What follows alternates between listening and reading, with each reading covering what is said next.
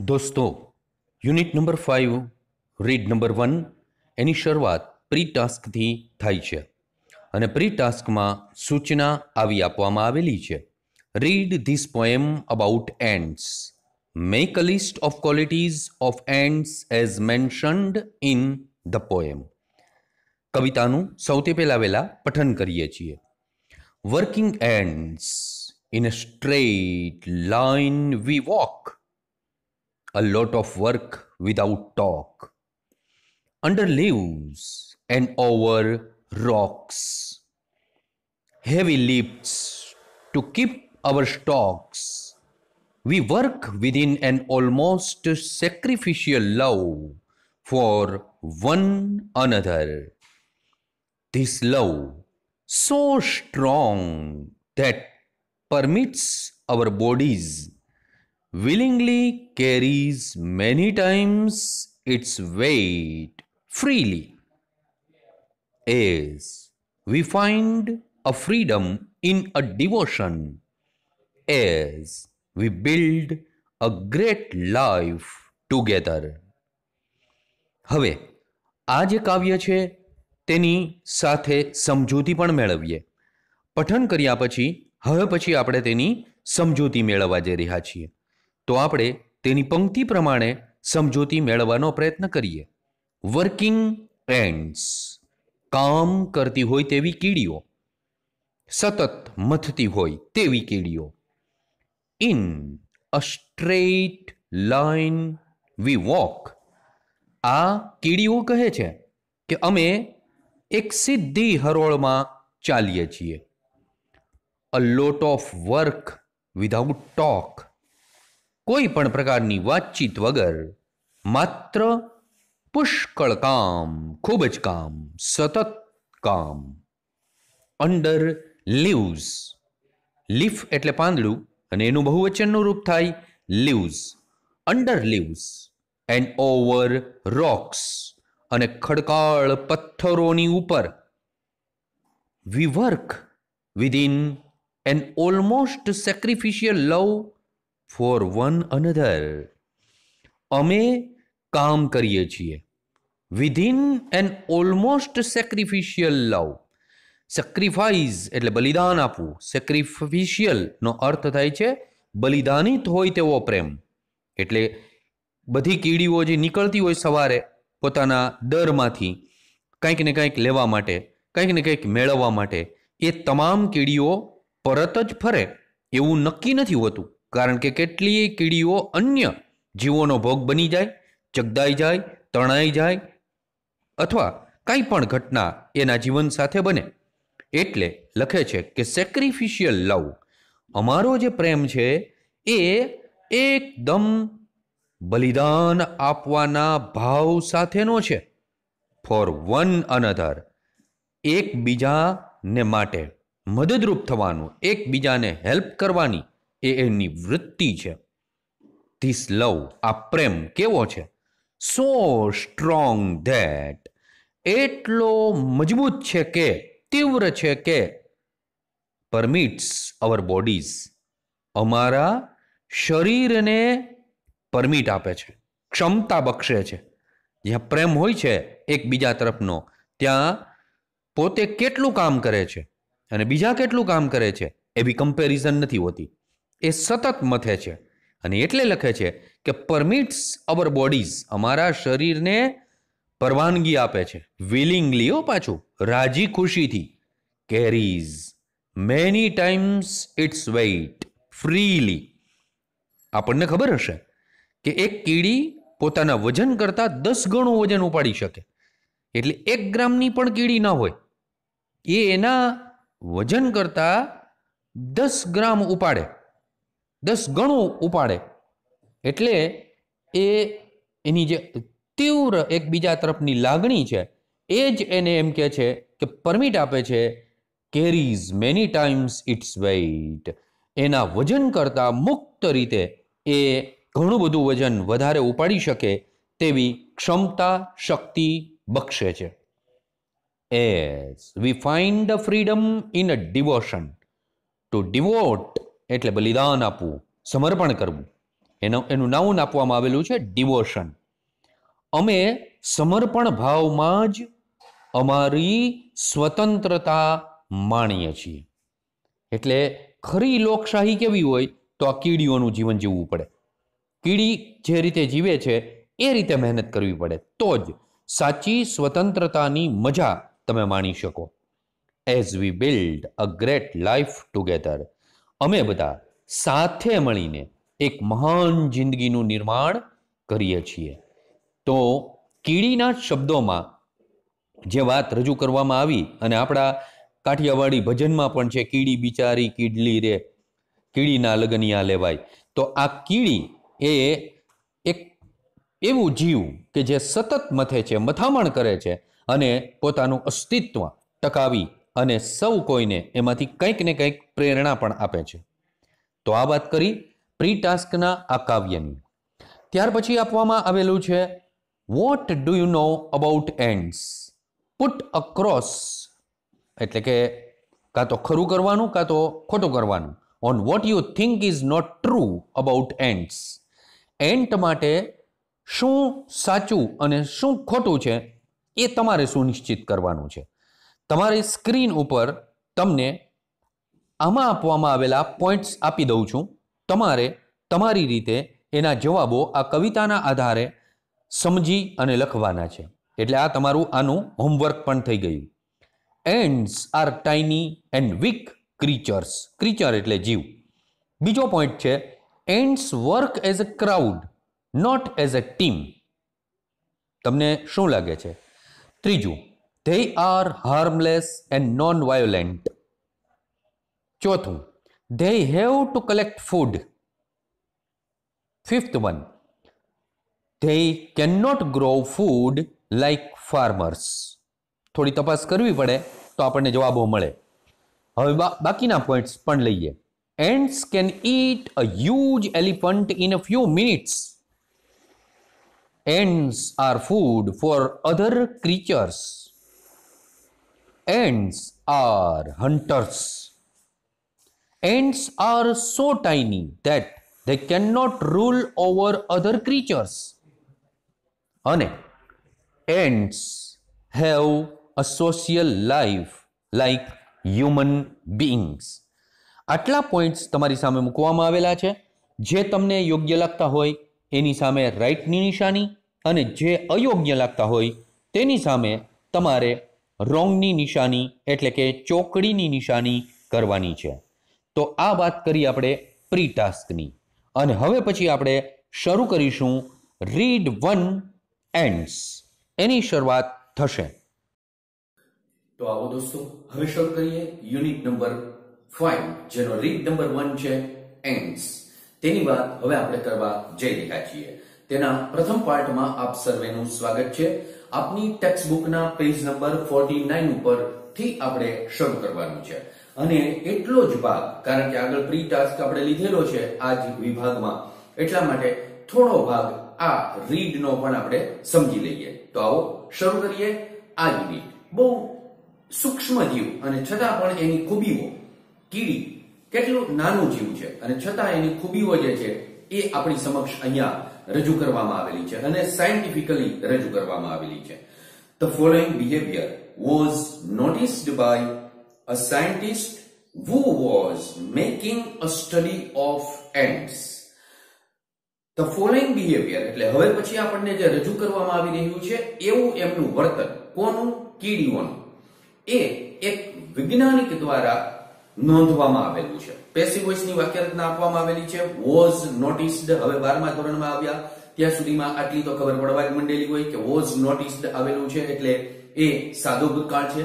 by a scientist, હવે એ અ સાયન્ટિસ્ટના અર્થમાં વિશેષતા દર્શાવવા માટે સંયોજક who નો ઉપયોગ કરી વાક્ય જોડવામાં આવેલું છે. કયું વાક્ય છે? who was making a study of ants. who was making a study of ants. આટલું આ વાક્ય એ આગળ મૂકવામાં આવેલા અ સાયન્ટિસ્ટના અર્થમાં વિશેષતા બતાવે છે. નામના અર્થમાં વિશેષતા બતાવે એને ગ્રામેટિકલી કહેવામાં આવે છે એડજેક્ટિવ ક્લોઝ. કારણ કે નામના અર્થમાં વિશેષતા બતાવે એને એડજેક્ટિવ, એની જગ્યા ઉપર આખું વાક્ય આવે તો એડજેક્ટિવ ક્લોઝ કહેવાય. આ વાત કરી આપણને લેંગ્વેજની, પણ અત્યારે પરીક્ષાની અંદર આપણને ફંક્શન તરીકે પૂછાય છે. અને ફંક્શન તરીકે જ્યારે એ વસ્તુ પૂછવામાં આવે છે તેવા સમયે who થી, whom થી કે whose થી જોડાયેલું વાક્ય હોય એને કહેવામાં આવે ડિસ્ક્રાઇબિંગ પર્સન. ડિસ્ક્રાઇબિંગ પર્સન નું વાક્ય કહેવામાં આવે. એકચ્યુઅલી આ છે ને બે વાક્ય હોય. પહેલું વાક્ય આમ હોય, the following behaviour was noticed by a scientist, બરાબર, પૂર્ણ વિરામ. બીજું વાક્ય આમ હોય, he was making a study of ants. હવે આ બે વાક્યને ભેગા કર્યા છે, સિન્થેસાઇઝ કર્યું કહેવાય. આપણને 12મા ધોરણની અંદર 3 માર્કનું સિન્થેસાઇઝ કરવાના વાક્યો પણ પૂછવામાં આવશે. એટલે આવા અલગ અલગ વાક્ય હોય તો એને કેવી રીતના જોડી શકાય 3 આપવામાં આવશે. અહીંયા 2 જ છે, એમાં એક જ સંયોજકનો ઉપયોગ કરવામાં આવ્યો who સાથે, અને વાક્ય જે છે એ સંયોજવામાં આવેલું છે. Who was making a study of ants. A number of ants were down in a pit. A pit એટલે ખાડો. એક ખાડામાં ઘણી બધી કીડીઓ જે છે એ અંદર હતી, ખાડાની અંદર હતી. વેર, હવે પીટ ના અર્થમાં વિશેષતા બતાવવા વેર સંયોજકનો ઉપયોગ થયો. જોજો બરાબર. વેર they had killed some flies and other insects. હવે સંયોજક વેર એ આગળ મૂકવામાં આવેલા પીટ એટલે કે નામ છે ખાડો, એના અર્થમાં વિશેષતા બતાવવા માટે આવેલું છે, બરાબર. એટલે નામના અર્થમાં વિશેષતા બતાવે એટલે એડજેક્ટિવ ક્લોઝ કહેવાય, બરાબર. એ તો ખબર પડી ગઈ તમને. આગળ નામ છે અને વેર સંયોજકનો ઉપયોગ થયો. પણ પરીક્ષામાં આપણને ફંક્શન તરીકે પૂછાય અને આ સ્થળના અર્થમાં વિશેષતા બતાવવા માટે આવેલું વાક્ય છે અને એટલા માટે એને કહેવામાં આવે ડિસ્ક્રાઇબિંગ અ પ્લેસ. શું કહેવાય? Describing place. અ પ્લેસ અથવા તો ડિસ્ક્રાઇબિંગ પ્લેસ, જે લખો તે ચાલે, એમાં જે વિકલ્પ આપ્યો હોય તે ડિસ્ક્રાઇબિંગ પ્લેસ કહેવામાં આવે. એમાં વેર સંયોજકનો ઉપયોગ થાય. વેર છે એ સ્થળ બતાવે કે જ્યાં, એક ખાડો કે જ્યાં. they had killed, તેઓએ મારી નાખેલી હતી. કોને? some flies, કેટલીક માખીઓ and other insects, અને બીજા કેટલાક જીવાતોને કીડીઓએ મારી નાખેલી હતી. બરોબર, યાદ રાખજો. શિકાર કરે, કીડીઓ પણ શિકાર કરે છે. હવે પૂર્ણ ભૂતકાળની વાક્ય રચના, they had killed some flies. આટલું જ વાક્ય લઈએ. they had killed some flies. આ વાક્યનું છંદોબદ્ધ કરીએ. પૂર્ણ ભૂતકાળની વાક્ય રચના છે તો કેવી રીતના બનશે? some flies had been killed by them. some flies had been killed by them. થઈ ગયું, બરાબર. પૂર્ણકાળની વાક્ય રચના આવે એટલે been નો ઉપયોગ એમાં કરવાનો આવે. ઇન્સેક્ટ એટલે જીવડાઓ, અમુક જીવડાઓને મારી નાખ્યા હતા, અને ફ્લાઇઝ એટલે માખીઓને મારી નાખેલી હતી. ફોર ફૂડ, પોતાના ખોરાક માટે એમણે શિકાર કરેલો હતો. the ants began fetching the small bits of these insects up to their ant hill. જે કીડીઓનું દર હોય ને એને કહેવામાં આવે એન્ટ હિલ, બરાબર. એન્ટ હિલ નો અર્થ થાય કીડીઓનું દર. તો એ the ants began એટલે begin નું ભૂતકાળનું રૂપ, શરૂ કર્યું. fetching, to fetch એટલે ખેંચવું, બરાબર. ઢસડીને લઈ જાય ને, ડ્રેગ જેવો અર્થ થાય એનો. એટલે fetch એટલે આમ સિંચવું, ખેંચવા ના અર્થમાં. fetched રેગ્યુલર વર્બ છે એટલે ભૂતકાળ અને ભૂતકૃદંત થશે. the small bits, કટકા કરી નાખ્યા, બરાબર. પોતાના જે ચાંચ જેવો ભાગ હોય એનાથી જે જીવને એને મારી નાખ્યું છે એના કટકા બટકા કરી નાખી શકે છે. એટલે એવા બટકાઓને, આ ઇન્સેક્ટ્સ ના કટકા બટકા કરી અને પછી એ પોતાની એન્ટ હિલ એટલે કે પોતાનો જે રહેઠાણ છે, દર કહેવામાં આવે, એ દર સુધી એ લઈ જઈ રહી હતી. the small bits of these insects up to their ant hill. this was arduous work. આ જે કામ હતું for them, arduous એટલે laborious, very hard working જેને કહેવામાં આવે, બરાબર. સખત મહેનતનું. arduous નો અર્થ થાય ખૂબ મહેનત વાળું, એડજેક્ટિવ છે એ. એનો સિમિલર વર્ડ થાય laborious, એટલે ખૂબ મહેનત જેમાં કરવી પડે તેવું. આ જે કામ હતું એ ખૂબ સખત કામ હતું for them. અવળી કીડીઓને માટે એના અંગ ઉપાંગો ઉપાડીને લઈ જવા એ ખરેખર અઘરું કામ હતું. the sides of the pit were steep એટલે આમ ઊભી, બરાબર. લગભગ 90 અંશના ખૂણે હોય એવી.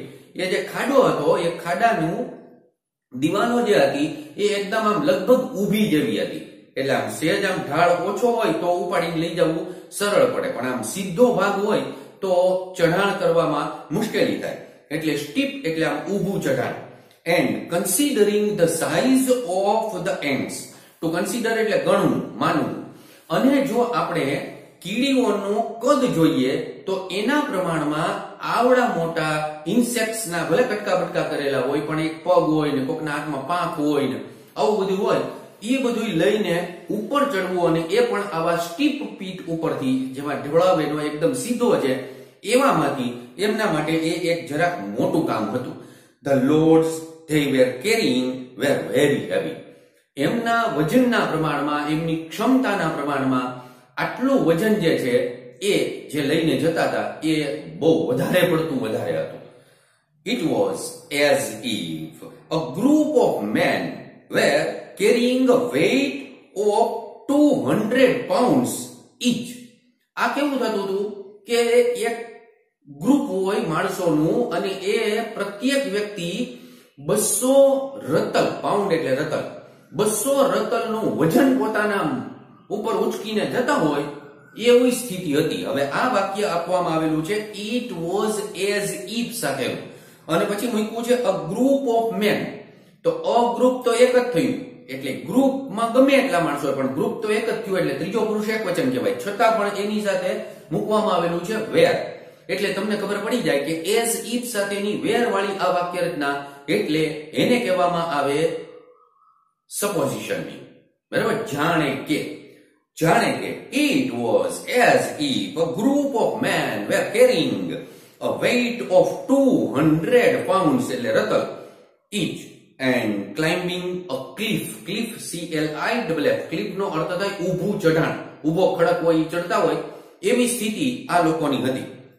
at the same time, એક જ સમયે એ લોકો આમ ઊભા ચઢાણમાં ચડી રહ્યા હોય એવી સ્થિતિ એ લોકોની હતી, એટલે કે જે કીડીઓ બધી એને ઉંચકીને જતી હતી એમની. હવે આ બહુ ભારે કામ હતું, એમાં કેવી રીતના બીજી કીડીઓ એને મદદરૂપ થાય છે. The ants immediately organized the work in this way. આ કીડીઓએ તુરંત જ આયોજન બદલી નાખ્યું અને નવું આયોજન ગોઠવી દીધું. ઓર્ગેનાઇઝ એટલે ગોઠવવું. એમનું જે કામ હતું એ ઝડપથી ગોઠવી નાખ્યું અલગ રીતે. શું કરે છે? while some were carrying up the bits of insects. while સાથેની વાક્ય રચના મૂકવામાં આવેલી છે, આગળનું આખું વાક્ય પહેલા વાંચી દઉં. while some were carrying up the bits of insects, the others went in front. બરાબર, આટલું જ રાખીએ in front સુધીનું. તો while થી શરૂ થયેલું વાક્ય અલ્પ વિરામે અટકવું આપણને ખ્યાલ જ છે, એ મુજબ સમયને રજૂ કરે, અને સમયને રજૂ કરતી વાક્ય રચના એને ફંક્શનની દ્રષ્ટિએ કહેવામાં આવે છે એક્સપ્રેસિંગ ટાઈમ. એક્સપ્રેસિંગ ટાઈમનું વાક્ય કહેવાય. while some were carrying up the bits of insects, જ્યારે કેટલીક કીડીઓ એ ઓલા જીવડાના કટકા બટકા ઉપાડીને જઈ રહી હતી ત્યારે બીજીએ શું કર્યું? એટલે some પછી the other, બરાબર, થોડાક સિવાયની બાકીની બધી, એટલે the others went in front. બાકીની કીડીઓ બધી આગળ વહી ગઈ. and cleared away any sand or small stone that obstructed the way. કેટલી બુદ્ધિવાળી કહેવાય, વિચાર કરો તમે.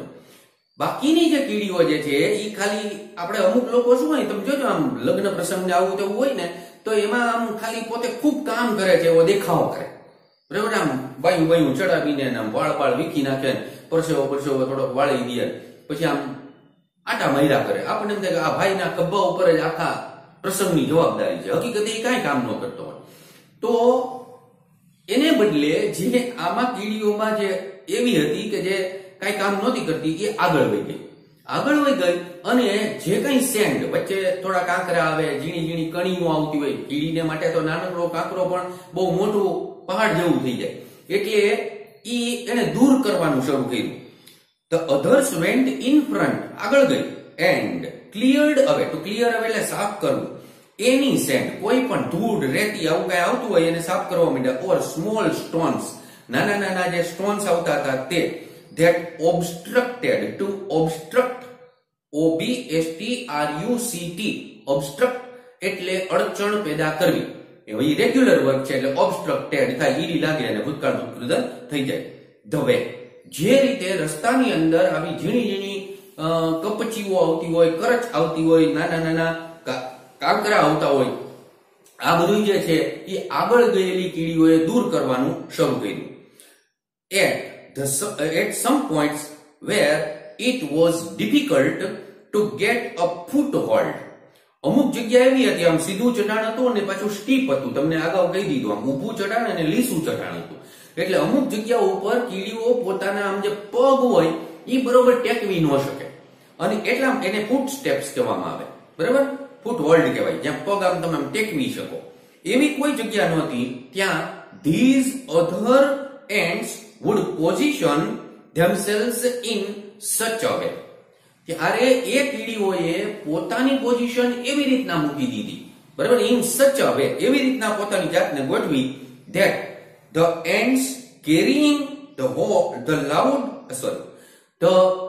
loads could easily climb over them. આ કેવું વાક્ય છે? such that નું વાક્ય છે, જોઈ લેજો. these other ants would position themselves in such a way that, આ જેમ so that નું વાક્ય હોય ને એવી રીતના such that નું વાક્ય કહેવામાં આવે અને આ વાક્ય પણ રિઝલ્ટને રજૂ કરતું હોય તેવું જ વાક્ય કહેવાય. બરાબર, such a way that the ants carrying the loads could easily climb over them. આ પર્પઝ ને પણ સાથે સાથે રજૂ કરી રહ્યું છે. એટલે પોતાની જાતને એવી રીતના ગોઠવી દીધી કે જેને કારણે બાકીની જે કીડીઓ છે એ એના ઉપરથી પસાર થઈ અને ઉપર જઈ શકે. તો આ આપણે યુનિટના રીડ 1, યુનિટ નંબર 5 એનો રીડ નંબર 1 એન્ડ્સ ના પ્રી ટાસ્ક અને પહેલા પાર્ટની વાત તમારી સામે રજૂ કરેલી છે. આગળનો બીજો પાર્ટ હવે પછી આપણે લેશું. આના પછી આપવામાં આવેલા પ્રશ્નો થોડાક જ હોય છે. કાળજીપૂર્વક લખવાનો મિત્રો પ્રયત્ન કરો અને અચૂકપણે લખો. જો તમારે ખરેખર સફળ થવું હોય તો ખૂબ સંભાળપૂર્વક અભ્યાસ કરજો. બેદરકાર જો થવા માંડશો તો એનું પરિણામ તમારે વાર્ષિક પરીક્ષાના અંતે ભોગવવું પડશે. એટલે અત્યારથી તમને વોર્ન કરી દઉં છું કે ખૂબ સંભાળપૂર્વક સમજણ સાથે તમામ અત્યાર સુધીમાં જેટલા પીરિયડ્સ લીધેલા છે, 4 યુનિટ સુધીના ઢગલો એક પીરિયડ તમારી સામે મૂકી દેવામાં આવેલા છે, એ તમામના પ્રશ્નો લખો, કાળજીપૂર્વક લખો અને સમજીને કામ કરો, તમારા હિતાર્થે કામ કરો. બધા વિદ્યાર્થીઓને ખૂબ ખૂબ શુભકામનાઓ. All the best.